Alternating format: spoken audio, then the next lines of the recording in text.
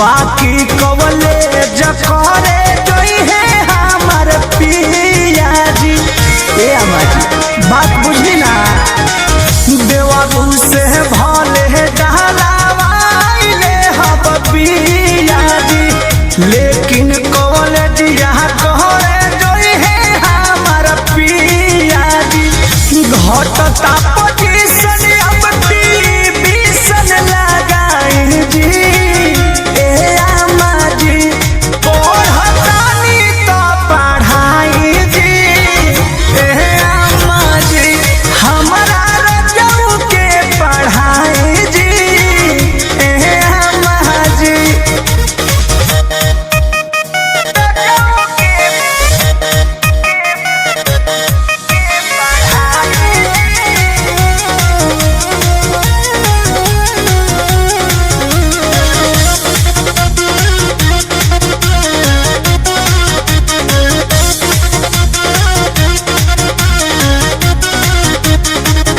एमे ओमे पास करी है, पास करी है बीए।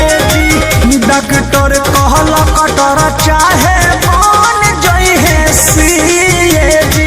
ए अम्मा जी अरे पंकज बबुआ लेखा हो गई है। एमे ओमे पास करी है, पास करी है बीए जी। डॉक्टर कहल कटर चाहे बन जई है सीए जी।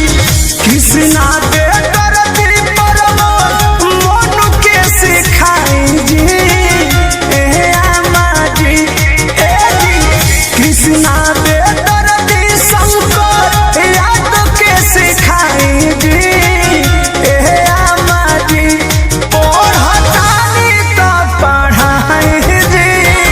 ए अम्मा जी कि हमारा पियऊ के पढ़ाई जी। खेती किसान